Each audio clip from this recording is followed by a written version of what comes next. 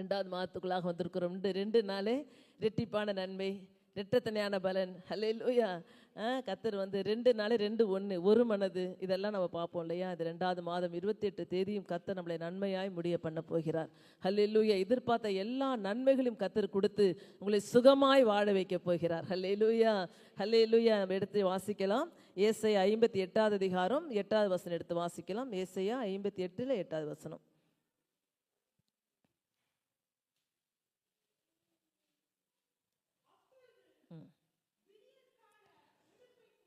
விடியற்கால வெளிப்பை போல் உன் வெளிச்சம் எழும்பி உன் சுகவாழ்வு சீக்கிரத்திலே துளிர்த்து உன் நீதி உனக்கு முன்னாலே செல்லும். கர்த்தருடைய மகிமை உன்னை பின்னாலே காக்கும். ஹல்லேலூயா. அந்த வார்த்தை மேல கரங்களை வைத்து, கர்த்தாவே இயேசுவின் நாமத்தினால இந்த வார்த்தைகளை அப்பா ஆண்டவரே நாங்கள் சுதந்திரிக்கிறோம். இந்த மாதம் முழுவதும் ஆண்டவரே எங்கள் வெளிச்சம் எழும்ப போறதுக்காக நன்றி, சுகவாழ்வு துளிர்க்க போறதுக்காக நன்றி, இப்படி மகிமை எங்களை காக்க போறதுக்காக நன்றி பா. ஆண்டவருடைய பிரசன்னம் எங்களுக்கு முன்பாக செல்ல போறதுக்காக நன்றி, இயேசுவின் நாமத்தினாலே ஆமென். ஹல்லேலூயா.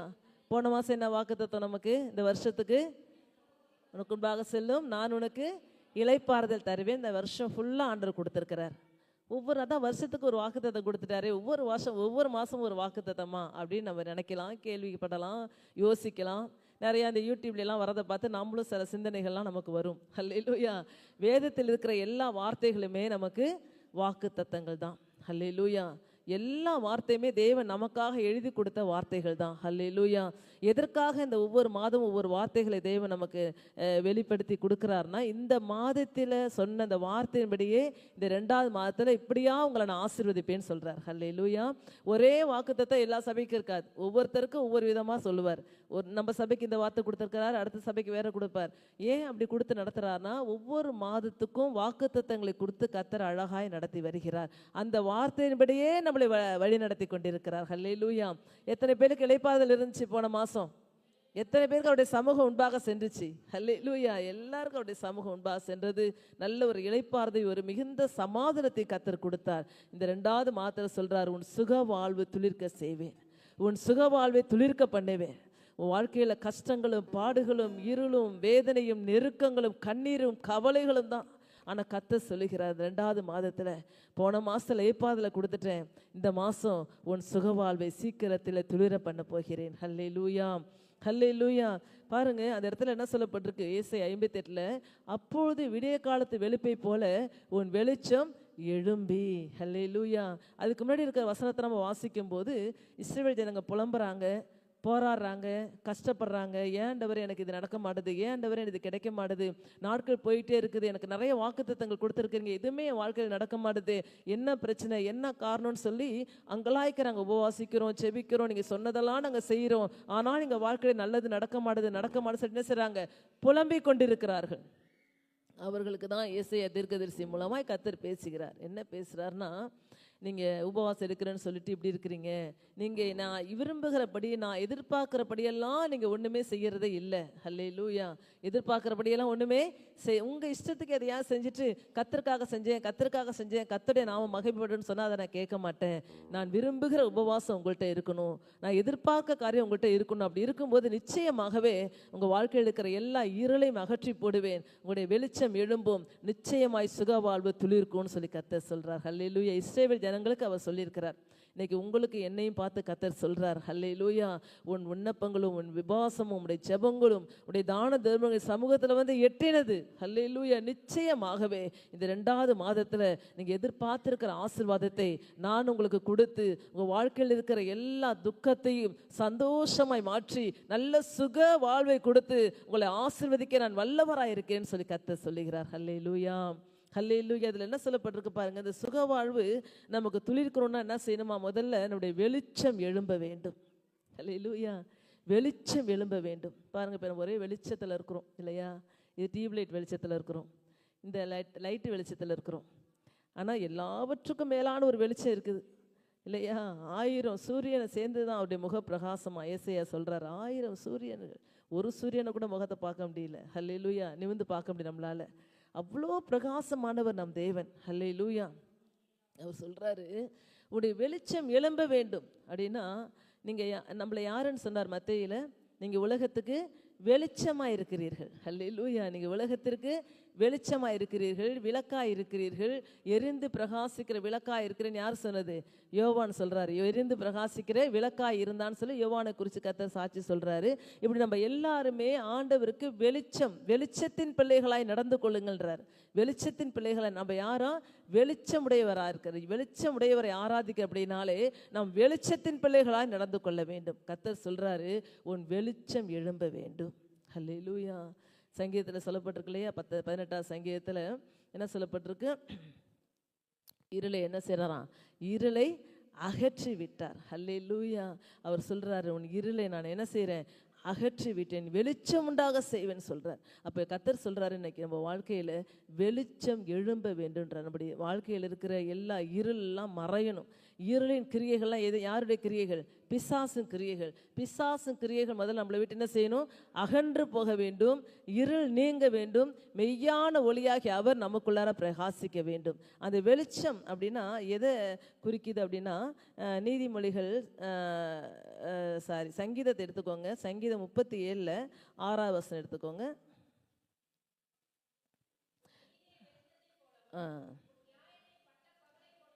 ஹல்லேலூயா. வெளிச்சம் என்பது நீதியை குறிக்கிறது. ஹல்லேலூயா. நம் நீதி என்கிற வெளிச்சம் நமக்குள்ள எழும்ப வேண்டும். நாம் நீதியாய் நடக்க வேண்டும், நீதிமானாய் மாற வேண்டும். நம்மளாம் யாரு?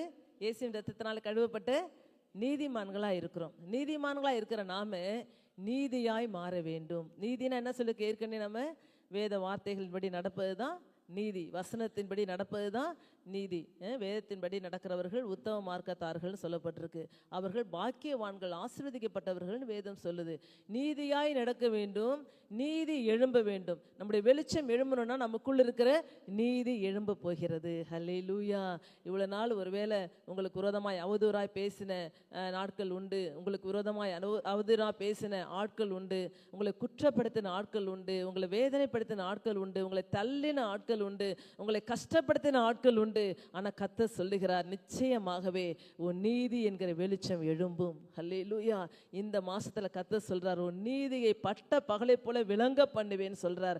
உன் நீதியை வெட்ட வெளிச்சமாக்குவேன்னு சொல்றார். நீதி என்கிற வெளிச்சம் நமக்குள்ளிருந்து எழும்ப போகிறது. ஹல்லேலூயா. எல்லா இருளும் அகலப் போகிறது, எல்லா போராட்டங்களும் அகலப் போகிறது. இந்த 2வது மாதத்துல சொல்றாரு, முதல் மாசத்துல நான் உனக்கு முன்பாக போவேன், என் பிரசன்னம் உனக்கு முன்பாக போகும், உனக்கு மிகுந்த இளைப்பாறுதல் வரும்னு சொன்னார். 2வது மாசத்துல சொல்றாரு, உன் நீதியை நான் எழும்ப பண்ணுவேன், உன் வெளிச்சத்தை நான் எழும்ப பண்ணுவேன். எத்தனை பேர் உன்னை குற்றப்படுத்தி இருக்கிறார்கள், எத்தனை பேர் உன்னை வேதனைப்படுத்தி இருக்கிறார்கள், நீ இருந்து என்ன பிரயோஜனம் என்று சொல்லியிருக்கிறார்கள், எல்லாவற்றையும் நான் மாற்றி போட்டு உன் நீதியை வெட்ட வெளிச்சமாக்கி உன் நீதியை எழும்ப பண்ணுவேன்னு சொல்றார் கர்த்தர். ஹல்லேலூயா. உடைய வெளிச்சத்தை எழும்ப பண்ணுவேன்னு சொல்றார். ஏசாயாவில் 8வது அதிகாரத்தை எடுத்துக்கோங்க. 20வது வசனம் 20வது வசனத்தை எடுத்து வாசிங்க. அந்த நீதி என்னன்னா, தேவனுடைய வசனம் தான் நமக்கு நீதி, அந்த வார்த்தை தான் நமக்கு நீதி. என்னென்னைக்கெல்லாம் வார்த்தையை நம்ம விசுவாசிக்கிறோமோ, வார்த்தையை நம்ம வந்து பேசுகிறோமோ, வார்த்தையின்படி நடக்கிறோமோ, அன்னைக்கெல்லாம் அந்த நீதி என்ன செய்யுமா? நமக்காக எழும்பும். ஹல்லேலூயா. வேத வார்த்தையை உச்சரிக்க உச்சரிக்க உச்சரிக்க உச்சரிக்க உங்களுக்குள் இருக்கிற நீதி எழும்பும் போது தான் சுகவாழ்வு துளிர்க்கும். ஹல்லேலூயா. ஆனா இங்க பாருங்க, ஏசாயா 8வது அதிகாரம் 20வது வசனத்தை எடுத்து வாசிங்க. வேதத்தையும்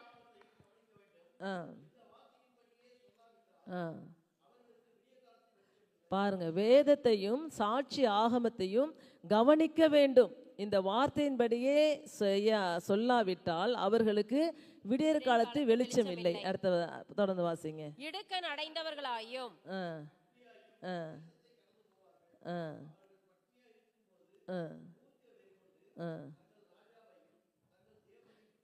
இதில் என்ன சொல்லப்பட்டிருக்கு? வேதத்தையும் சாட்சி ஆகமத்தையும் நாம் கவனிக்காம இருந்தோம்னா நமக்கு என்ன வருமா? வெளிச்சம் இராது. ஹல்லேலூயா. வேதம் இப்படி சொல்லுது, வார்த்தை இப்படி சொல்லுது, வசனம் இப்படி சொல்லுது. நான் நீதியாக நடக்க வேண்டும், என் வசனத்தினுடைய நான் நடக்க வேண்டும், என் வசனம் தான் எனக்கு கால்களுக்கு தீபமும் என் பாதைக்கு வெளிச்சமாக இருக்கிறது, இந்த வார்த்தை தான் என்னை சுத்திகரிக்கும், இந்த வசனம் தான் என்னை சுத்திகரிக்கும்னு சொல்லி வேத வார்த்தையின்படி. எத்தனை பேர் வேதம் வாசிச்சிருக்கீங்க? கை தூக்க வேணாம், உங்க மனசாட்சியே தொட்டு சொல்லுங்க. இன்னைக்கு வேதம் வாசிக்காம நம்ம ஆலயத்துக்கு வந்திருக்கிறோமா? வேதத்தை நம்ம வாசிக்கிறோமா? டெய்லி பைபிள் படிக்கிறோமா? பைபிள் படிக்கிறது மாத்திரமல்ல, அந்த வசனத்தை கவனிக்கிறோமா? அந்த வசனத்தின்படி நடக்கிறோமா? அல்லேலூயா. இப்படி வேத வசனத்தின்படி நடக்காதபடி, வேத வசனத்தை நம்ம தியானிக்காதபடி, வேத வசனத்துக்கு கீழ்ப்படியாதபடி நம்ம செயல்படுகிற ஒவ்வொரு காரியத்தை நிமித்தம் இப்படி வெளிச்சம் நமக்கு என்ன செய்யாதான்? நமக்கு வெளிச்சம் இருக்காது. அல்லேலூயா. வெளிச்சம் ஒரு ஆசீர்வாதத்தை குறிக்கிறது. கர்த்தர் சொல்றார், நீங்க தான் வெளிச்சம்ன்றார். உங்களுக்குள்ள கர்த்தருடைய பரிசுத்த ஆவியானவர் எப்படி இருக்கிறார்? அக்கினியா இருக்கிறார். அக்கினிமயமான நாவுகளோடு இறங்கி இருக்கிறார். அந்த அக்கினியான அந்த வெளிச்சத்தை நாமளே அவித்து போடக்கூடாது. அல்லேலூயா. மனிதனுடைய கண்கள் தானவா சரீரத்துக்கு வெளிச்சமா இருக்குதுன்னு சொல்லப்பட்டிருக்குது. உன் கண் கெட்டதா இருந்தால் என்னவா? சரீரம் முழுவதும் கெட்டதா இருக்கும். அல்லேலூயா. அல்லேலூயா. உன் கண்கள் என்ன செய்யணுமா? பரிசுத்தத்தை காத்துக்கொள்ள வேண்டும், வெளிச்சத்தை காத்துக்கொள்ள வேண்டும். உன் கண் இருளாகாதபடி எச்சரிக்கையா இருக்க வேண்டும். அல்லேலூயா. உன் சரீரம் இருளாகாதபடி எச்சரிக்கையா இருக்க வேண்டும். அப்ப வெளிச்சம் இல்லைன்னா நிச்சயமா என்ன வந்துடும்? இருள் வரும். லைட்லாம் ஆஃப் பண்ணா என்ன செய்யும்? இந்த இடமே இருளாயிடும். அதே போல வேதம் என்கிற வெளிச்சம் இல்லை என்றால், வேத வசனம் என்கிற வெளிச்சம் இல்லை என்றால் நம்ம வாழ்க்கையில இருள் சூழ்ந்து கொள்ளும். அதனால டெய்லி பைபிள் படிங்க. ஒரு அதிகாரமாவது ஒரு நாளைக்கு படிச்சிருங்க. அந்த அதிகாரம் படிக்கிறது மாத்திரம் இல்ல, அந்த வசனத்தின்படி நடக்க ஆரம்பிங்க. அல்லேலூயா. வேதத்தை கேளாதபடி விளக்குற ஜெபம் அருவருப்பானது. வேத வசனத்தை கேட்காம, வேத வசனத்தை படிக்காம நீ எவ்வளோ முழங்கால் போடிட்டு ராவும் பகலும் ஜெபித்தாலும் ஜெபம் கர்த்தருக்கு அருவருப்பானது. அல்லேலூயா. பைபிள் வாசிக்காம நீ என்ன செய்யக்கூடாது? வெறும் ஜெபம் மாத்திரம் பண்ணக்கூடாதுன்னு வேதம் சொல்லுது. அல்லேலூயா. நம்ம பாதுகாப்புக்காக ஜெபம் பண்ணிட்டு ஓடுறோம். ஆனால் என்ன செய்யறதில்ல? வேதம் வாசிக்க நேரமே இல்லைன்னு சொல்றோம். இந்த இடத்துல சொல்லப்பட்டிருக்கு, சாட்சி நாகமத்தையும் என்ன செய்யணுமா? வேதத்தையும் கவனிக்க வேண்டும். கவனிச்சாதான் என்ன இருக்குமா? வெளிச்சம் இருக்கும். இல்லைன்னா வெடியற் காலத்து வெளிச்சம் இருக்காது. அல்லேலூயா. அந்த வசனம் எப்படி ஆரம்பிக்குது? ஏசாயா 58:8 விடிய காலத்து எப்படி ஆரம்பிக்குது? விடியற்கால வெளுப்பை போல, விடியற்கால வெளுப்பை போல உன் வெளிச்சம் எப்படியும் எழும்பும். இன்னைக்கு உங்களுடைய வெளிச்சம் எழும்பணும்னா வேதத்தையும் சாட்சி ஆகமத்தையும் நாம் கவனித்து அதன்படி நடக்கும்போது நிச்சயமாகவே இந்த 2வது மாதத்துல உடைய வெளிச்சம் எழும்பும். அது எப்படி எழும்புமா? விடியற்கால வெளிச்சம். விடியற்கால வெளிச்சம் அப்படி காலையில் விடிய காலையில் நீங்கள் பார்த்துருப்பீங்க. விடிய காலையில் என்ன செய்யும்? அப்படி லேசாக படிப்படியாக அந்த வெளிச்சம் என்ன செய்யுமா? அப்படியே பிரகாசிக்கும். அல்லேலூயா. அது விடிய காலையில் ஒரு வெளிச்சம் வந்துட்டு அப்படியே என்ன செய்யும்? இருளாக மூடிடுமா? மூடாது. அதை நம்ம தடுக்கவே முடியாது. அந்த சூரியன் எப்படி செய்யும்? அப்படியே அழகாக உதிக்கும். அந்த கடற்கரை ஓரத்தில் இருக்கிறவங்களுக்குலாம் தெரியும். அந்த கடற்கரை ஓரத்தில் இருக்க நாங்கள் 4 மணி 5 மணிக்கெலாம் தரங்கம்பாடில் இருக்கும்போது ஓடி போய் பார்ப்போம். அந்த சூரியன் மெதுவாக அப்படி எழும்பும் போது அப்படியே அந்த இருள் என்ன செய்யும்? கொஞ்சம் கொஞ்சமாக மாறும். உடனே வெளிச்சம் வராதான் அந்த 2வது மாதத்தில். அவர் சொல்கிறாரு, நீங்கள் வேதத்தின்படி நடந்து வேத வசனங்களை கை கொள்ளும் பொழுது விடியற்கால வெளிச்சத்தை போல கொஞ்சம் கொஞ்சமாக உங்களுடைய வெளிச்சம் எழும்ப போகிறது. உங்களுடைய நீதி எழும்ப போகிறது. உங்களுடைய வார்த்தையை நீங்கள் வாசிக்க உங்கள் வாழ்க்கையில வெளிச்சம் பிரகாசிக்க போகிறது. நீங்கள் எரிந்து பிரகாசிக்கிற விளக்காய் மாறப் போகிறீர்கள். அல்லேலூயா. அந்த வெளிச்சத்திரத்துல யார் வருவார்கள்? ராஜாக்கள் ஓடி வருவார்கள். உங்களை தேடி வருவாங்க. நீங்கள் இவ்வளோ நாள் தேடி வேதனைப்பட்டு கவலைப்பட்டு கஷ்டப்பட்டு கண்ணீரோடு அசிங்கப்பட்டு கூட நீங்கள் வந்திருக்கலாம். இந்த 2வது மாதத்தில் கர்த்தர் சொல்றார், உங்களை தேடி அவர்கள் வருவார்கள். அல்லேலூயா. ராஜாக்கள் தேடி வருவார்கள், பெரிய பெரிய அதிகாரிகள் தேடி வருவார்கள். உங்களுடைய வெளிச்சத்தினத்திற்கு அவர்கள் ஓடி வருவார்கள். அந்த வெளிச்சம் எப்போ எழும்பும்? வேதத்தை கவனிக்கும் போது, வசனத்தினுடைய நடக்கும் போது, நீதியாய் இருக்கும் போது உடைய வெளிச்சம் அழகா எழும்ப ஆரம்பிக்கும். அல்லேலூயா. அது மாத்திரம் இல்லை, பாருங்க அடுத்தது அதே 19வது வசனம் வாசிங்க. ஏசாயா 8வது அதிகாரத்தில் 19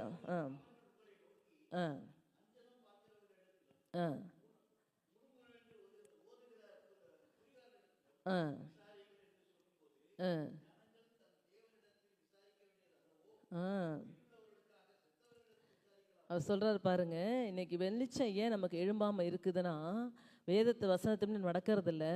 அதுக்கு மேலே சொல்லப்பட்டிருக்கு, அவர்கள் உங்களை நோக்கி அஞ்சனம் பார்க்கிறவரிடத்திலும் முணுமுணு என்று ஓதுகிற குறிகாரிடத்திலும் விசாரிங்கள் என்று சொல்லும் பொழுது ஜனங்கள் என்ன செய்யணும்?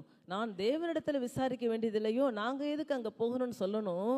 ஆனால் நீங்கள் என்ன, அவங்க என்ன செய்கிறாங்களாம், இஸ்ரவேல் ஜனங்க அங்கே போகாதபடி ஜோசியக்காரவங்க, குறி சொல்கிறவங்க, முணுமுணுன்னு ஓதுறவங்கள்ட்ட என்ன, முணுமுணுன்னு யார் ஓதுவா? முஸ்லீம்காரவங்க தான் ஓதுவாங்க. அல்லேலூயா. முணுமுணுன்னு ஓதிட்டு இருப்பாங்க. அங்கே போய் விசாரிக்கிறது, இங்கே போய் விசாரிக்கிறது, அங்கே போய் கயிறு கட்டுறது, இங்கே போய் கயிறு கட்டுறது, இதெல்லாம் பண்ணீங்கன்னா என்ன அர்த்தமா? வசனத்தின்படி நீங்கள் நடக்கலை, வார்த்தையின்படி நீங்கள் நடக்கலை. வசனத்தின்படி நடக்காததுனால, வார்த்தையின்படி நடக்காதனால ஏதாவது ஒரு பிரச்சனைனா ஜோசியக்காரன்ட்ட ஏதாவது ஒரு பொருள் காணா உடனே ஜோசியக்காரன்ட்ட போய் என் பொருள் எங்கே இருக்குன்னு கொஞ்சம் கண்டுபிடிச்சி சொல்லு அப்படின்லாம் சொல்லுவாங்க. அல்லேலூயா. அதனால தான் ஏசாயால சொல்லப்பட்டிருக்கு, அவர் குறி என்ன செய்வாராம்? அபத்தமாக்கி ஊழியக்காரன் வார்த்தைகளை நிலைப்படுத்துவாராம். அதனால ஊழியக்காரங்கிட்ட வந்துடணும். எங்க இருக்குது ஏது இருக்கலாம் கேட்கக்கூடாது. எனக்காக ஜெபம் பண்ணுங்க சிஸ்டர் தான் கிடைக்கட்டும், இல்லையா கர்த்தருடைய கரத்தில் நான் ஒப்பு கொடுக்குறேன், எனக்கு நஷ்டம் வராதபடி பாதுகாத்து கொள்ளணும்னு சொல்லி என்ன செய்யணும்?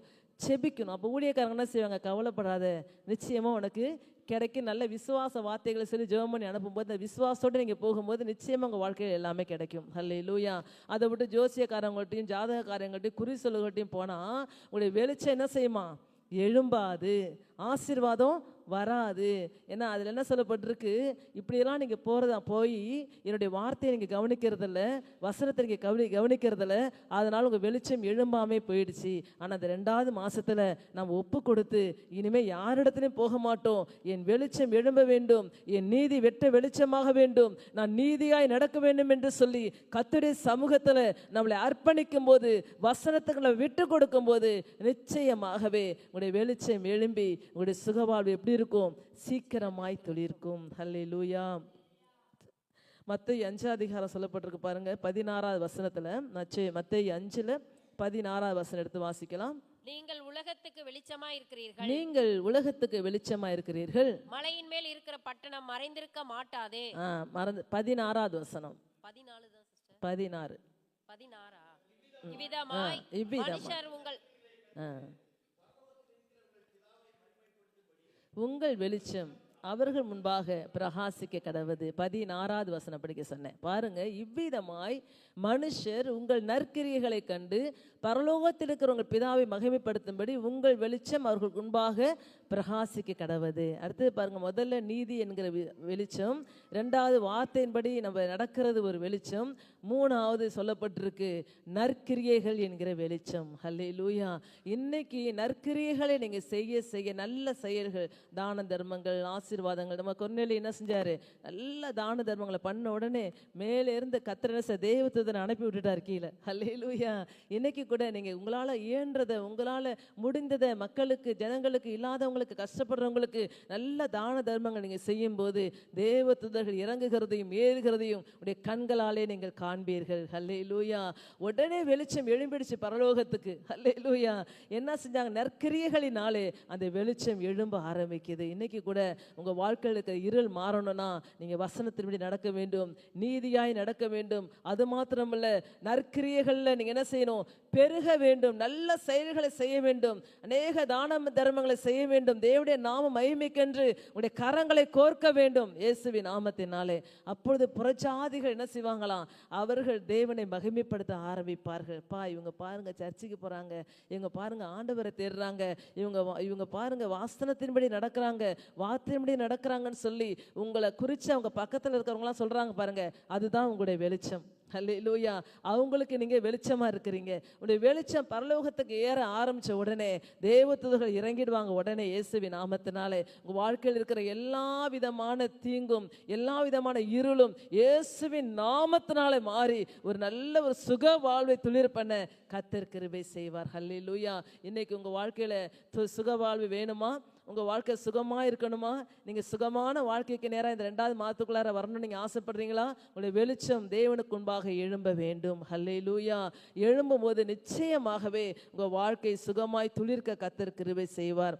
பாருங்க, யார் யாருக்கெல்லாம் அவர் சுக வாழ்வை துளிர்க்க வைக்கிறார் அப்படின்னு பார்க்கும்போது, என்னாகமம் 17வது அதிகாரம் 5வது வசனம் எடுத்துக்கோங்க. தெரிந்து கொள்ளப்பட்டவர்களுக்கு சுகவாழ்வு நிச்சயமா துளிர்க்கும். ஹல்லேலூயா. தேவனால் தெரிந்து கொள்ளப்பட்டவர்களுக்கு சுகவாழ்வு துளிர்க்கும். எப்படி பாருங்க, வெளிச்சம் யார்கிட்ட இருக்குதோ அவங்களாம் தேவனால் தெரிந்து கொள்ளப்பட்டவர்கள். வெளிச்சம் இருக்கிறவங்க என்ன செய்வாங்க? வேத வசனத்தின்படி நடப்பாங்க, நற்கிரியைகளினாலே தங்களை அலங்கரித்துக் கொள்வார்கள், வேத வார்த்தைக்கு கீழ்ப்படிந்து ஆண்டவர் தான் கெதின்னு கிடப்பாங்க. அப்படி இருக்கிறவங்கெல்லாம் யாரு? தெரிந்து கொள்ளப்பட்டவர்கள். அது மாத்திரமல்ல, இந்த ஆலயத்தில் உட்கார்ந்துருக்கோம் பாருங்க, நீங்க எல்லாருமே தெரிந்து கொள்ளப்பட்டவர்கள். அல்லேலூயா. நீங்க எல்லாருமே தெரிந்து கொள்ளப்பட்டவர்கள். உங்க வீட்டுல எத்தனையோ பேர் இருந்திருக்கலாம், குடும்பத்துல எத்தனையோ பேர் இருக்கலாம், ஆனா நீங்க ஒருத்தர் தான் இங்க வந்து ஆலயத்துல உட்கார்ந்து இருக்கிறீங்க. அல்லேலூயா. நீங்க ஒருத்தர் தான் இன்னைக்கு ஆலயத்துல, உங்க குடும்பம் மாத்திரம் தான் ஆலயத்துக்கு வந்திருக்குது. அப்ப நீங்க யாரா? தெரிந்து கொள்ளப்பட்டவர்கள். நிச்சயமாகவே இந்த 2வது மாதத்துல நீங்க தெரிந்து கொள்ளப்பட்டவர்களா இருக்கிறபடினாலே உங்கள் சுக வாழ்வை கர்த்தர் துளிர பண்ணுவார். அல்லேலூயா. எடுத்து வாசிக்கலாமா? அப்பொழுது நான் நான் கொள்ளுகிறவனுடைய கோல் துளிர்க்கும். இப்படி இஸ்ரவேல் புத்திரர் உங்களுக்கு விரோதமாய் முறுமுறுக்கிற அவர்கள் முறுமுறுப்பை என்னை விட்டு ஒளிய பண்ணுவேன் என்றார். பாருங்க, அந்த இடத்துல ஒரு பெரிய பிரச்சனை வருது. அப்ப என்ன செய்றாங்க? மோசேயும் ஆரோனையும் குறித்து அவங்க என்ன செய்றாங்க? முறுமுறுக்க ஆரம்பிக்கிறார்கள்.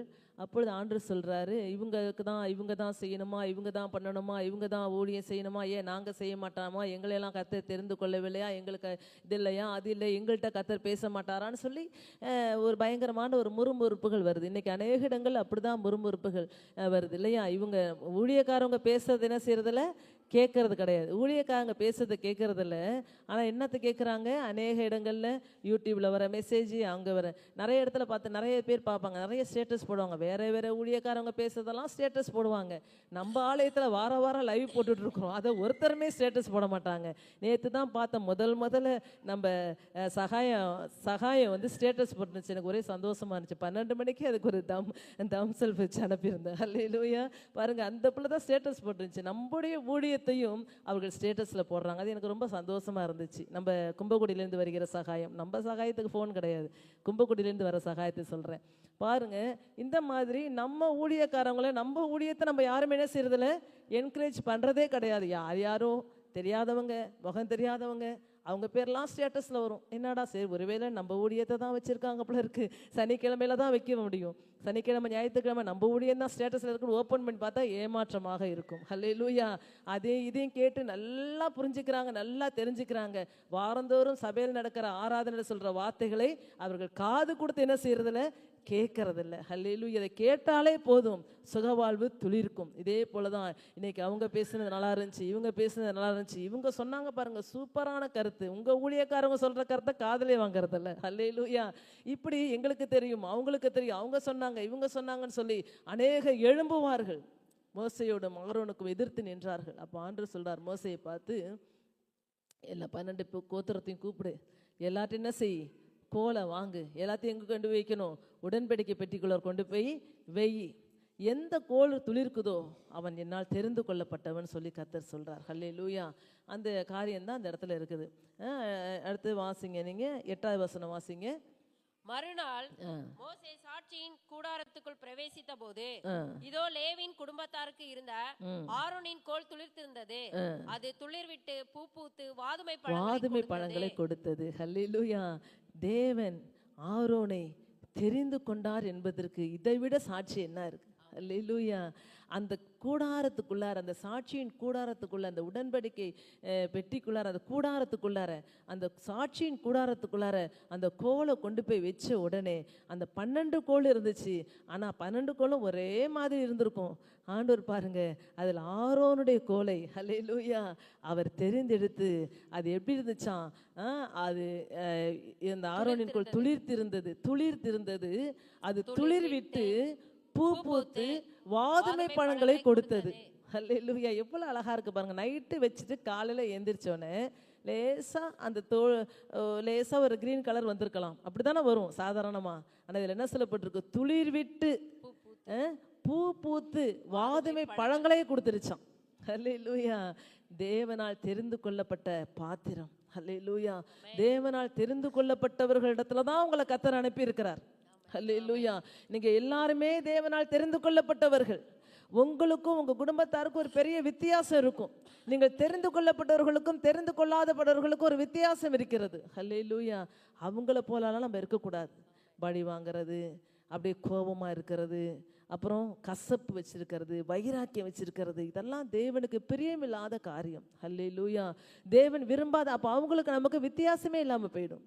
ஹல்லேலூயா. நீங்கள் தெரிந்து கொள்ளப்பட்டவர்கள், நீங்கள் தெரிந்து கொள்ளப்பட்டவர்கள், நீங்கள் நீங்களாவே இருக்க வேண்டும். உங்களுக்கு என்னுடைய கேரக்டர் என்னவோ நீங்களாவே இருக்க வேண்டும்.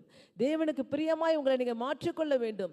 தேவன் விரும்புகிறபடியெல்லாம் நீங்கள் உங்களை மாற்றிக்கொள்ள வேண்டும். ஹல்லேலூயா. ஹல்லேலூயா. தேவன் விரும்புகிறவனாக உங்களை மாற்றிக்கொள்ள வேண்டும். நீங்கள் தேவனால் தெரிந்து கொள்ளப்பட்டவர்கள். ஆரோன் தேவனால் தெரிந்து கொள்ளப்பட்டவன். ஹல்லேலூயா. அவருடைய கோலை கர்த்தர் துளிர்க்க செய்தார். அந்த கோலை கர்த்தர் துளிர்க்க செய்தது மாத்திரமல்ல, பூ பூத்து பழங்களை கொடுக்கும்படியாக கர்த்தர் கிருபை செய்தார். ஹல்லேலூயா. ஹல்லேலூயா. இன்னைக்கு கர்த்தர் சொல்றாரு, நீங்க சாட்சியின் கூடாரமாகிய இந்த ஆலயத்துல, சாட்சியின் கூடாரத்துக்குள்ளார உங்களை கோலை, நீங்க தான் அந்த கோல். ஹல்லேலூயா. இந்த கோலெல்லாம் இந்த குள்ளார இருக்கிறபடினாலே நீங்க உள்ளாரந்து வெளியில போகும்போது நல்ல பூத்து காய்த்து பழங்களை கொடுத்து நல்ல ஒரு மிகுதியாய் தேவன் உங்களை பெருக வைப்பார். ஹல்லேலூயா. உடைய சுக வாழ்வை கர்த்தர் துளிர செய்து உங்களை ஆச்சரியமாய் நடத்த ஒரு வல்லமையுள்ளவராயிருக்கிறார். எத்தனை பேர் விசுவாசிக்கிறீங்க? ஆமென். அல்லேலூயா. தெரிந்து கொள்ளப்பட்டவர்களுடைய கோல் எப்படிமா துரிக்கும். என்ன செய்யணும்? அதுக்கு மற்றவர்களை காட்டு நம்ம எப்படி இருக்கணும்? வித்தியாசப்பட்டவர்களாக இருக்கணும். அவங்க 1000 பேசுவாங்க, அதெல்லாம் காதில் வாங்கக்கூடாது. யார் என்ன பேசுனா நமக்கே நான் அதை பற்றி. நாம் ஆண்டவருடைய பிள்ளைங்க, அவருடைய சன்னிதானத்தை, அவருடைய சாட்சியின் கூடாரத்தில் இருக்கிறோம். நாம கர்த்தருக்கு உகந்தவர்களாய் மாற வேண்டும். நம்மிடத்திலிருந்து வெளிச்சம் எழும்ப வேண்டும், இருள் எழும்பக்கூடாது. கசப்புகள், வைராக்கியம், தூஷணமான வார்த்தைகளும் சண்டைகளும் வம்புகளும் நமக்குள்ளேருந்து எழும்பக்கூடாது. நமக்குள்ளே வெளிச்சம் எழும்ப வேண்டும். அல்லேலூயா. வெளிச்சம் எழும்பும் பொழுதுதான் உங்களுடைய கோல் துளிர்க்கும். கோல்னா யார்? நீங்க தான். வீட்டுக்கு போகும்போதே 1ஆம் தேதியிலேருந்து துளிர்க்க ஆரம்பிச்சிடும். அல்லேலூயா. நல்ல பூத்து குலுங்கி நல்ல பழங்களை கொடுத்து நீங்க செய்கிற வியாபாரங்கள், நீங்க செய்கிற வேலைகள் எல்லாவற்றையும் கர்த்தர் ஆசீர்வதித்து மிகுதியாய் பெருக செய்து மீதம் காண கர்த்தர் கிருபை செய்வார். அல்லேலூயா. எத்தனை பேர் விசுவாசிக்கிறீங்க? என் கோல் துளிர்க்க போகிறது. நான் தெரிந்து கொள்ளப்பட்டவள். எல்லாம் கரங்களை உயர்த்தி சொல்லுங்க. நான் தெரிந்து கொள்ளப்பட்டவள், நான் தெரிந்து கொள்ளப்பட்டவன். என் கோல் துளிர்க்கும், என் கோல் துளிர்க்கும். நான் சுகவாழ்வை அனுபவிப்பேன். என் சுகவாழ்வு சீக்கிரத்தில் துளிர்க்க போகிறது இயேசுவின் நாமத்தினாலே. ஹல்லேலூயா. ஹல்லேலூயா. பாருங்க, பூத்து குலுங்கி பழலாம் கொடுக்குற என்ன அர்த்தம்? குடும்பத்தின் ஆசீர்வாதங்கள். ஹல்லேலூயா.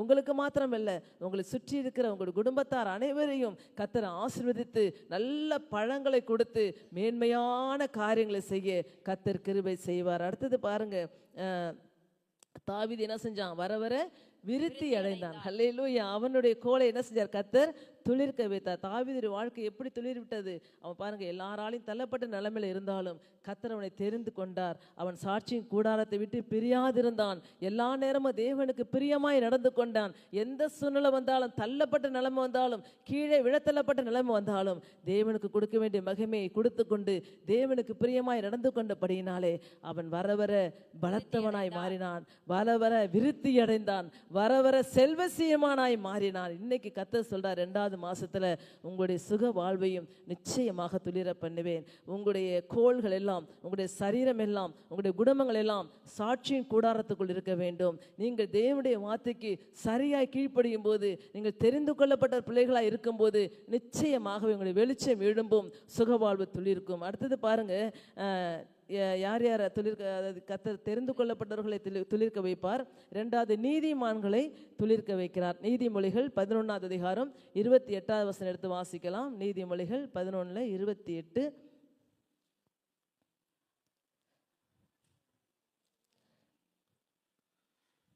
தன் ஐஸ்வர்யத்தை நம்புகிறவன் விழுவான், நீதிமான்களோ துளிரை போல பாருங்க, தழைப்பார்கள். நீதிமான்களோ துளிரை போல தழைப்பார்கள்.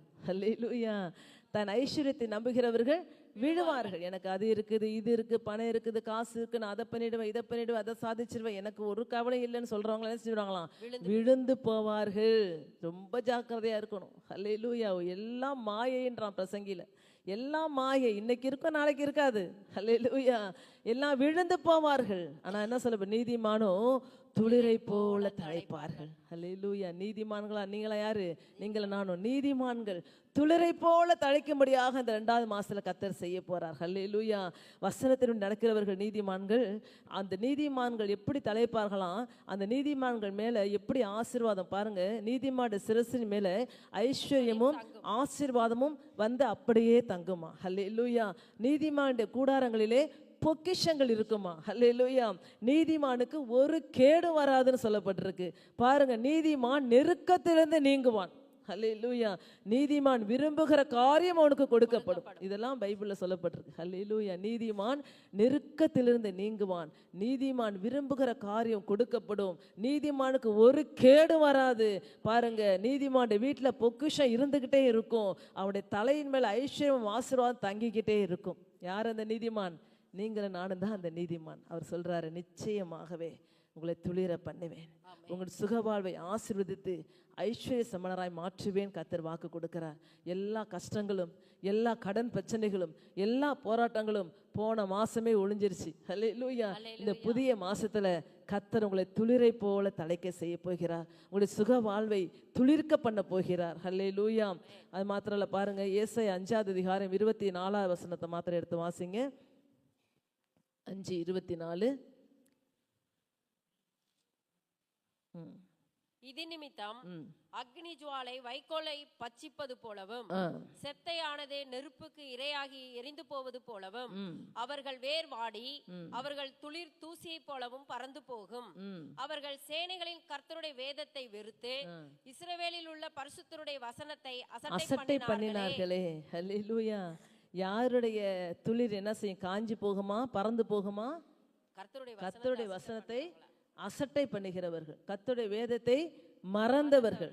யோசியால் என்ன சொல்றாரு? நீ என் வேதத்தை மறந்தாய், நான் உன் பிள்ளைகளை மறந்துடுவேன்றார். ஹல்லேலூயா. இன்னைக்கு பைபிள் வாசிக்கிறீங்க, மறந்துட்டீங்கன்னா உங்க பிள்ளைகள் மறக்கப்படுவார்கள். ஹல்லேலூயா. அவர்கள் சேனைகள் தேவனுடைய கர்த்தருடைய வேதத்தை அசட்டை பண்ணினார்களே. அசட்டை பண்ணினதுனால என்ன செஞ்சேன்? என்ன சொல்லப்பட்டிருக்கு பாருங்க, இது நிமித்தம் அக்கினி ஜுவாலை வைக்கோலை பட்சிப்பது போல செத்தையானது நெருப்புக்கு இரையாகுவது போல எரிந்து போகும். அவர்கள் வேர் வாடி அவர்கள் துளிர் தூசியை போல பறந்து போகும். யாருக்கு? வேதத்தை அசட்டை பண்ணுகிறவர்களுக்கு, வேதத்தை கேளாதவர்களுக்கு, வேதத்தின்படி நடக்காதவர்களுக்கு. எவ்வளோ ஒரு அருமையான வார்த்தை பாருங்க. வேதத்தின்படி நடக்கலைனா, வேதத்தை கேட்கலனா, வேதத்தின்படி நடக்காம, வேதத்தை விசுவாசிக்காம, வேத வசனத்தை சொல்ற வார்த்தையை நம்ம அலட்சியம் பண்ணினோம்னா எப்படி வேர் வாடிடுமா? ஹல்லேலூயா. நம்முடைய துளிர்லாம், நம்முடைய ஆசீர்வாதம் எப்படி இருக்குமா? பதரை போல பறக்க ஆரம்பிச்சிடும். ஹல்லேலூயா. இன்னைக்கு ஆண்டவர் நமக்கு ஆசீர்வாதத்தை கொடுத்துருக்காரு. இன்னைக்கு நிற்பது நிர்மூலமாகாமல் இருப்பது கர்த்தருடைய பெரிதான கிருபை. இன்னைக்கு நம்மளை உட்காந்து ஆராதிக்க வச்சிருக்க எவ்வளோ பெரிய கிருபை. அவ்வளோ பெரிய ஊழியக்கா ஏஎஃப்டி சர்ச்சிலலாம் பாருங்க, சாம்பி செல்லுதெல்லாம் அவ்வளோ பெரிய ஊழியக்கார. அவர் ஒவ்வொரு ஆராதனைக்கும் ஆயிரக்கணக்கான ஜனங்க வராங்க. அவ்வளோ பேர் வராங்க அந்த சபையில். சொந்த இடம் இல்லை உங்களுக்கு, சொந்த சர்ச் இல்லை, ஒன்றுமே இல்லாத உங்களையும் என்னையும் கர்த்தர் நினைத்தருளி நமக்கு நல்ல ஒரு ஆலயத்தை கொடுத்துருக்கிறார். ஹல்லேலூயா. இதெல்லாம் பார்க்கும்போது கர்த்தர் எவ்வளோ நல்லவர் பாருங்க. நம்ம அலைய விடாதபடி, நம்மளை அங்கங்கே அலைந்து போக விடாதபடி, பிரச்சனை வராதபடி, நல்ல ஒரு வனாந்தரத்தில் யாருமே கேட்பார் கேள்வி இல்லாதபடி அழகா நேர்த்தியாய் தேவன் நம்மளை கொண்டு வந்திருக்கிறார். ஹல்லேலூயா. வேத வசனத்தின்படி இங்கே நடக்கும்போது நிச்சயமாய் வசனத்தை நீங்கள் அசட்டை பண்ணாதபடி கர்த்தருக்கு பிரியமாக இருக்கும்போது உங்களுக்கும் கர்த்தர் அதை செய்வார், ஆசீர்வாதத்தை கொடுப்பார். வசனத்தை அசட்டை பண்ணுகிறவர்கள் என்ன செய்வாங்க? பறந்து போவார்கள். ஹல்லேலூயா. துளிர் எப்படி இருக்குமா? தூசியை போல பறந்து போயிடும்.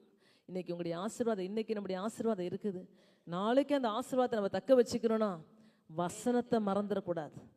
வேதத்தை அசட்டை. எத்தனை பேர் வீட்டில் பைபிள் இருக்கு, எத்தனை தடவை அவங்க திறந்தாங்கன்னு எனக்கு தெரியாது.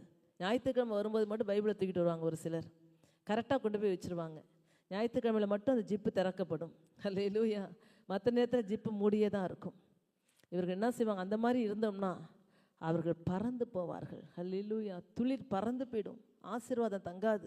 இன்னைக்கு உங்கள் வீட்டில் ஆசீர்வாதம் வேணும்னா, உங்கள் வாழ்க்கையில் சுகவாழ்வை துளிர்க்கணும்னா, நீங்கள் இன்னைக்கு ஆசீர்வாதமாக இருக்கணும்னா வேதத்தை வாசிக்கணும், படிக்கணும், நடக்கணும். நிச்சயமாக அந்த வெளிச்சம் எழும்பும், விடியற்கால வெளிப்பை போல எழும்பும். சுகவாழ்வு சீக்கிரத்திலே துளிர்க்கும் உங்கள் வாழ்க்கையில். ஹல்லேலூயா. அடுத்தது பாருங்க, அடுத்தது யாருக்கு சுகவாழ்வு எப்படி துளிர்க்கும்? அப்படி ஃபர்ஸ்ட் என்ன சொல்லணும்? நம்ம சுகவாழ்வு துளிர்க்கணும்னா என்ன செய்யணும்? தெரிந்து கொள்ளப்பட்ட பிள்ளைகளாக இருக்கணும். ரெண்டாவது நீதிமான்களாக இருக்கணும். மூணாவது எப்படி இருக்கணும்? மூணாவது நான் சொல்லலை நான். மூணாவது நம்ம வாழ்க்கை, ஒருவேளை உங்கள் வாழ்க்கை துண்டிக்கப்பட்ட வாழ்க்கையாக இருக்கலாம், உங்கள் வாழ்க்கை வீசி எறியப்பட்ட வாழ்க்கையாக இருக்கலாம். அவர்களுக்கு நிச்சயமாக கர்த்தர் சொல்கிறாரு, உன் சுகவாழ்வை இந்த மாதம் நான் துளிர்க்க வைப்பேன்றார். ஹல்லேலூயா. ஹல்லேலூயா. ஏசாயா 11 அதிகாரம் முதல் வசனத்தை எடுத்து வாசிங்க. ஏசாயா 11:1. ஈசா என்னும் அடிமரத்திலிருந்து ஈசா என்னும் அடிமரத்திலிருந்து ஒரு துளிர் தோன்றி அவன் வேர்களில் இருந்து ஒரு கிளை எழும்பி அல்லேலூயா. பாருங்க, ஈசா என்னும் அடிமரத்திலிருந்து ஒரு துளிர் என்ன செய்யுமா? தோன்றும். அடிமரம்னா எதை சொல்லுவாங்க? வேறு. சும்மா பார்த்துட்டு அடிமரம்னு சொல்லுவோமா? ஒரு துளிர் அடிமரத்தை தோன்றுதுன்னா என்ன அர்த்தம்? அது வெட்டப்பட்ட நிலைமையில இருக்குது அந்த அடிமரம். மரத்தை அடியோடு வெட்டிட்டாங்கன்னு சொல்லுவாங்களா இல்லையா? மரத்தை அடியோடு வெட்டிட்டாங்க. இன்னைக்கு கூட உங்கள் வாழ்க்கையில் ஆசீர்வாதங்கள்லாம் அடியோடு தகர்க்கப்பட்டது போல இருக்கலாம். உங்களுடைய நீங்கள் எதிர்பார்த்த நன்மைகள்லாம் கிடைக்காம இருக்கலாம். நீங்கள் ரொம்ப நாளாக சேர்த்து வச்சுருந்தது எல்லாமே அடியோடு ஒன்றுமே இல்லாமல் போன மாதிரி கூட இருக்கலாம். ஒருவேளை அடியோடு நீங்கள் தகர்க்கப்பட்ட நிலைமையில இனிமே நாங்கள் எழும்ப முடியுமா? இனிமே நம்மளால செய்ய முடியுமா? இனிமே நமக்கு இந்த ஆசீர்வாதம் கிடைக்குமா? இனிமே நம்ம வாழ்க்கையில் ஒரு அற்புதம் நடக்குமா? இனிமே நம்ம வாழ்க்கையில் ஏதாவது ஒரு காரியத்தை கர்த்தர் செய்ய மாட்டாரான்னு சொல்லி நீங்கள் கலக்கத்தோட கூட வந்திருக்கலாம். ஹல்லேலூயா. அடிமரத்தை போல இருக்க ஆண்டவரே, என்னுடைய ஆசீர்வாதங்கள் எல்லாம் போய்விட்டது. எனக்கு நீங்கள் எவ்வளோ ஆசீர்வாதம் கொடுத்தீங்க, ஒன்றுமே என் கையில் நிற்கலப்பா. எல்லாம் போய்விட்டது. எல்லாம் வெட்டி எடுத்துட்டாங்க, தோண்டி எடுத்துட்டாங்க, பிடுங்கி எடுத்துட்டாங்க, கொஞ்சம் கொஞ்சமாக சுரண்டி எடுத்துட்டாங்க. எல்லாம் என் கைமீறி போய்விட்டது. இப்போ நான் எப்படி இருக்கிறேன்? வெறும் ஒரு கட்டையாக இருக்கிறேன், ஒரு அடிமரமாக இருக்கிறேன். ஹல்லேலூயா. ஒருவேளை அந்த நிலைமைக்கூட நீங்கள் வந்திருக்கலாம். போன மாதம் வரைக்கும் கூட நல்லா இருந்துச்சு, இந்த மாதம் என்னமோ ஒரு அடிமரத்தை போல் இருக்கிறேன். அது துளிர்க்குமா? அது அடியோடு வெட்டிட்டாங்களே, இனிமே இந்த வாழ்க்கையில் என் வாழ்க்கையில் அற்புதம் நடக்குமா? இனிமே என் வாழ்க்கையில் ஒரு அதிசயம் நடக்குமா? என்னுடைய துளிரெல்லாம் போய்விட்டது, என் கிளைகள் போய்விட்டது, என் இலைகள் போய்விட்டது, என் கனிகள் போய்விட்டது, என்னுடைய காய்கள் போய்விட்டது. நான் அடிமரத்தை போல் இருக்கிறேன், சுத்தமாய் வெட்டப்பட்ட நிலைமையில நான் கீழே இருக்கிறேனேன்னு சொல்லி ஒருவேளை நீங்கள் அங்கலாய்ப்பா இருந்தீங்கன்னா கூட கர்த்தர் சொல்றார், ஈசா என்னும் அடிமரத்திலிருந்து ஒரு துளிர் தோன்றினது. ஹல்லேலூயா. அந்த அடிமரம் பட்டு போய் கிடந்திருக்கலாம், அந்த அடிமரத்தில் ஈரமே இல்லாமல் இருந்திருக்கலாம். அதிலிருந்தும் தேவனால் ஒரு துளிரை தோன்ற வைக்க முடியும். இன்னைக்கு உங்கள் ஒருவேளை நீங்கள் அந்த நிலைமையில வந்திருந்தா கூட உங்களிடத்திலிருந்து ஒரு துளிர் தோன்ற போகிறது. துளிர் தோன்ற போகிறது, துளிர் தோன்ற போகிறது. நிச்சயமாகவே அந்த வேர்களிலிருந்து ஒரு கிளை எழும்பி செழிக்கும்னு சொல்லி கர்த்தர் சொல்லுகிறார். ஹல்லேலூயா. அந்த ஈசா யாரு? யார் அந்த ஈசா? தாவீதுடைய தாத்தா. ஹல்லேலூயா. அவன் வாழ்க்கையில கர்த்தர் என்ன செஞ்சாரு? அவங்க பிள்ளைங்களையெல்லாம் அனுப்புனார். அது சாமுவேல் பார்த்தார், ஒருத்தரையும் கர்த்தர் தெரிந்து கொள்ளவில்லை. யார் தெரிந்து கொள்ளப்பட்டான்? தாவீது. எங்க இருந்தான்? அவன் அடிமரத்தை போல் இருந்தான். ஹல்லேலூயா. எல்லாராலும் தள்ளப்பட்ட நிலைமையில யாரும் அவனை சேர்த்துக்கவே இல்லை. அவன் பாட்டுக்கு வனாந்தரத்தில் ஆடுகளை மேய்த்து கொண்டிருந்தான். ஒரு அடிமரத்தை போல் இருந்தான். ஹல்லேலூயா. அவனுக்குன்னு யாருமே இல்லை, அவனுக்கு பேசக்கூட, அவனுக்கு உதவி செய்யக்கூட ஒருத்தரமே இல்லை. தனிமரமாய் அடிமரமாய். ஹல்லேலூயா. அவங்க சாமுவேல் ஒவ்வொருத்தரையாக பார்த்துட்டு இவன் இல்லை இவன் இல்லைன்னு சொல்லும்போது அந்த ஈசாவுடைய மனசில் எப்படி இருக்கும்? ஐயோ, நமக்கு ஒரு ஆசீர்வாதமும் கிடைக்காதா? ஒரு ஆசீர்வாதமும் நமக்கு வராதா? எல்லாரும் கடந்து போகிறார்கள், ஒன்றுமே அவங்களுக்கு கிடைக்கல. கடைசியாக ஒருத்தர் இருக்கிறான்னு சொன்ன உடனே அந்த வேர் துளிர் விட ஆரம்பிச்சுது. ஹல்லேலூயா. அவனுக்கு ஒரு நம்பிக்கை உண்டாக ஆரம்பிச்சுது. ஹல்லேலூயா. இன்னைக்கு கூட நீங்கள் அடிமரத்தை போல் இருக்கலாம். கர்த்தர் ஒரு வேரை தோன்ற பண்ண போகிறார். இந்த 2வது மாதத்துல ஒரு வேர் துளிரிட போகிறது, ஒரு நம்பிக்கை உண்டாக போகிறது உங்களுக்கு இயேசுவின் நாமத்தினாலே. அந்த தாவீதின் வேரிலிருந்து வந்தவர் தான் இயேசு கிறிஸ்து. ஹல்லேலூயா. அவர் கிளை எண்ணப்பட்டவராய் அவர் செழிக்க செய்து இன்னைக்கு யாரெல்லாம் அவரை நோக்கி பார்க்கிறோமோ அவருடைய வாழ்க்கை கர்த்தர் செழிக்க செய்கிறார். நம் தேவன் யாரு? செழிக்க செய்கிற தேவன். அவர் கிளை எண்ணப்பட்டவர், வெட்டப்பட்டவர் அல்ல. வெட்டப்பட்ட அடிமரத்திலிருந்து உருவாக்கப்பட்டவர். இன்னைக்கு அந்த வேரிலிருந்து துளிர் தோன்றினது போல உங்க வாழ்க்கையில் இருக்கிற வெட்டப்பட்ட நிலைமையில சூழ்நிலைகள், போராட்டங்கள் உங்களுக்கு விரோதமாக இருந்தாலும் இது துளிர்க்காது, இனிமே நடக்காதுன்னு சொன்னா கூட இந்த மாசம் ஒரு துளிர் தோன்ற போகிறது. ஹல்லேலூயா. திருமண காரியங்களை, வீடு காரியங்களை, தேவைகளை, கடன் பிரச்சனைகள், போராட்டங்கள் எல்லாவற்றுக்கும் துளிர் தோன்ற போகிறது. ஒரு துளிரை நீங்க பார்ப்பீங்க. இயேசுவின் நாமத்தில் எத்தனை பேர் விசுவாசிக்கிறீங்க? ஒரு துளிரை நீங்க பார்க்க போறீங்க, ஒரு ஆசீர்வாதத்தை பார்க்க போறீங்க. அது விடிய கால விளைப்பை போல கொஞ்சம் கொஞ்சமா அப்படியே துளிர் விட்டு எழும்பி அது பிரகாசிக்க ஆரம்பிக்கும். ஹல்லேலூயா. ஹல்லேலூயா. ஏசாயா 53 2வது வசனம் எடுத்து வாசிங்க. 53:2. இளம் கிளையை போலவும் வறண்ட நிலத்திலிருந்து துளிர்கிற வேலை போலவும் முன்பாக எழும்புகிறார். அவருக்கு அழகும் இல்லை, சௌந்தரியம் இல்லை. அவரை பார்க்கும்போது நாம் அவர் விரும்பத்தக்க ரூபம் அவருக்கு இல்லாதிருந்தது. அல்லேலூயா. இளங்கிளையை போலவும் வறண்ட நிலத்திலிருந்து துளிர்கிற வேரை போலவும். இயேசு கிறிஸ்து எப்படி இருந்தாராம்? வறண்ட நிலத்தில். இதெல்லாம் வறண்ட நிலம் தான் நம்ம சுற்றி இருக்கிறதெல்லாம். அதிலெல்லாம் ஒரு செடி முளைக்குதுன்னா பாருங்களேன், பசுமையே இருக்காது. பாருங்களேன், சுற்றி நீங்கள் சர்ச்சை முடிஞ்சு போகும்போது பாருங்கள், இந்த புல் அந்த செடியெல்லாம் பாருங்கள், அதில் தண்ணி ஊற்றின இடத்துல வித்தியாசமாக இருக்கும். தண்ணியே இல்லாத வறண்ட நிலம் எப்படி இருக்கும்? காஞ்சி போய் பாதி மங்களாகவும் பாதி பச்சையாகவும் பாதி வெள்ளையாகவும் பாதி பச்சையாகவும் பாதி வங்கன நிறமாகவும் தான் இருக்கும். அல்லேலூயா. இயேசு கிறிஸ்து என்ன செய்யாராம்? வறண்ட நிலத்திலிருந்து துளிர்கிற வேரை போலவும். அல்லேலூயா. அவருக்கு முன்பாக எழும்புகிறார். அவருக்கு என்ன இல்லையா? அழகு இல்லை. தண்ணி ஊற்றி வைக்கிற செடி நம்ம காம்பவுண்ட் சோறு ஓரமாக இருக்குது. அந்த செடியை பாருங்கள், தலை தலைன்னு அழகாக இருக்கும். வெளியில் இருக்கிற அந்த ஜன்னல் வழியாக பாருங்கள், அந்த செடியெல்லாம் பாருங்கள், ஒரு அழகே இல்லாமல் ஒரு வெறுமையாக இருக்கும். அல்லேலூயா. அவர் சொல்கிறாரு, அடிமரத்திலேருந்து அவர் எழும்பி இருக்கிறார். அல்லேலூயா. அடிமரத்திலேருந்து எழும்பியிருக்க. அவருக்கு என்ன இல்லையா? அழகும் இல்லை, சௌந்தரியம் இல்லை. நாம் என்ன சொல்லப்பட்டிருக்கு? அவரை பார்க்கும்போது விரும்பத்தக்க ரூபம் அவருக்கு இல்லாதிருந்தது. இப்படியெல்லாம் நினைச்சோமே, ஆனால் ஒன்றுமே இல்லையே அப்படின்லாம் இருந்துச்சான். ஆனால் கர்த்தர் சொல்கிறாரு, அதுதான் உங்களுக்கு ஆசீர்வாதத்தை கொடுக்கும். சின்னதாக துளிர் எழும்பியிருக்குது, ஆனால் நான் எதிர்பார்த்த மாதிரி பெருசாக ஒன்றும் இல்லை. அது என்ன செஞ்சிட போது பெருசாக எனக்கு அப்படின்னு ஒருவேளை நீங்கள் நினைவில் இருக்கலாம். இந்த 2வது மாதத்தில் சின்னதாக ஒரு லேசாக ஒரு காத்தரிக்கிற மாதிரி இருக்குது, லேசாக ஒரு பசுமை வர மாதிரி இருக்குது, லேசாக ஒரு துளிர் விடுற மாதிரி இருக்குது. இது பெருசாக ஒன்று எனக்கு செஞ்சிட மாதிரி தெரியல சிஸ்டர், ஆனாலும் ஒரு நம்பிக்கை ஓரமாக இருக்குன்னு கூட நீங்கள் நினைக்கலாம். கர்த்தர் சொல்கிற, அதுதான் உங்களுக்கு ஆசீர்வாதம், அதுதான் உங்களுக்கு ஆசீர்வாதம். அந்த ஆசீர்வாதம் உங்களுக்கு சுகவாழ்வை துளிர்க்க பண்ண போகிறது. அதை நீங்கள் அசட்டை பண்ணாதீர்கள். அல்லேலூயா. அவர் அசட்டை பண்ணப்பட்டவராயிருந்தார். அவருடைய ரூபம் அந்தைக்கேடு அணைந்திருந்தது. அல்லேலூயா. அசட்டை பண்ணப்பட்டவராயிருந்தார். ஆனாலும் அவர் உயர்த்தப்பட்ட பொழுது அவர் நோக்கி பார்த்த முகங்கள்லாம் பிரகாசம் அடைந்தன. அவர் நோக்கி பார்த்த முகங்கள்லாம் ரட்சிப்பின் அனுபவத்தை பெற்றுக்கொண்டன. அவர் நோக்கி பார்த்தவர்களாம் செழிப்பின் ஆசீர்வாதத்தை பெற்றுக்கொண்டார்கள். அல்லேலூயா.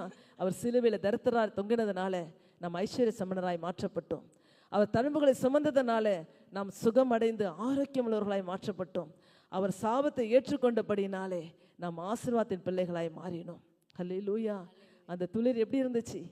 அசட்டை பண்ணப்பட்டிருந்துச்சு. அதில் அழகு இல்லை, அது சௌந்தரியம் இல்லை. எதுக்காக? உங்களுக்காகவும் எனக்காகவும்.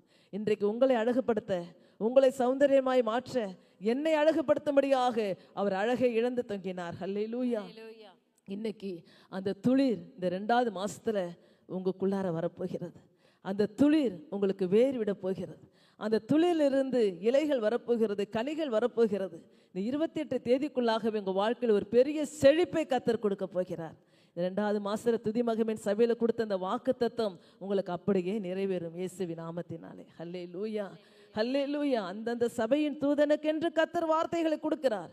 வெளியிலேருந்து கொடுக்கல, வேதத்திலிருந்து கொடுக்கிறார். ஹல்லேலூயா, ஹல்லேலூயா. அந்த வார்த்தைகள் ஒவ்வொன்றும் புடமிடப்பட்டவைகள்.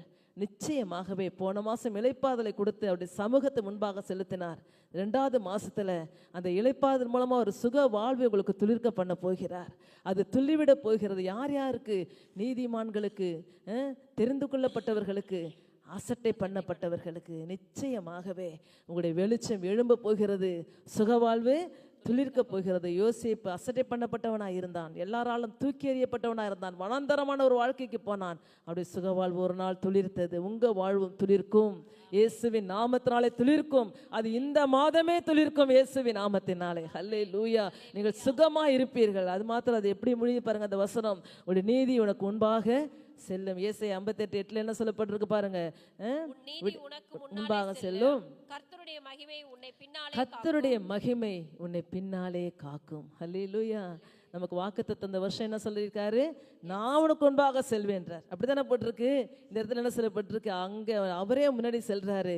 இன்னைக்கு இந்த இடத்துல சொல்றாரு, உன் நீதி உனக்கு முன்னாலே செல்லும். ஹல்லேலூயா. உன் நீதி, அப்படித்தானே போட்டிருக்கு. உன் நீதி உனக்கு முன்னாலே செல்லும். முன்னாடி இவ்வளோ போன வருஷம் இந்த வருஷம் ஃபுல்லாக நான் அவன் கூட இருப்பேன். நான் உனக்கு முன்னாடி போகணும்னா உன் நீதி உனக்கு முன்னால் செல்லணும். ஹல்லேலூயா. நீதினா என்ன சொன்னேன்? வேத வார்த்தை, வெளிச்சம், ஆசீர்வாதம், என் தேவனுடைய நாமம், இதெல்லாம் நீதி உனக்கு முன்னாடி அது செல்லணும். இது செல்லும் பொழுது அவர் சொல்றாரு, உன் நீதி உனக்கு முன்னாலே செல்லும், கர்த்தருடைய மகிமை உன்னை பின்னாலே காக்கும். ஹல்லேலூயா. தேவ மகிமை அப்படின்னா அவருடைய மேன்மை, அவருடைய பலன், அவருடைய சிறப்பு, அவருடைய ஆசீர்வாதம், அவருடைய பிரசன்னம் அப்படியே நம்மளை காத்து கொள்ளுமா. நம்ம நீதிமான்களாக இருக்கும்போது, நீதியாய் நடக்கும்போது அவருடைய பிரசன்னத்தால் அவருடைய மூடி மறைத்து கொள்வார். அந்த குளோரியஸ் மகிமை அப்படியே வந்து நம்மளை மூடும். அந்த மகிமைக்குள்ளார ஒரு பலன் இருக்கிறது, ஒரு பலம் இருக்கிறது. அப்படி வழுவாதபடி உங்களை காத்துக்கொள்வாராம். அல்லேலூயா. மகிமையுள்ள ஸ்தானத்தில் அவர் அழகாக கொண்டு வந்து சேர்ப்பாராம். அப்படி நம்முடைய நீதி முன்பாக செல்லும். அவருடைய மகிமை நம்மளை இந்த மாதம் முழுதும் காத்துக்கொள்ளும். சுகவாழ்வை துளிர்க்க பண்ணுவார். விடிய கால வெளிப்பை போல வெளிச்சத்தை எழும்ப பண்ண போகிறார். அல்லேலூயா.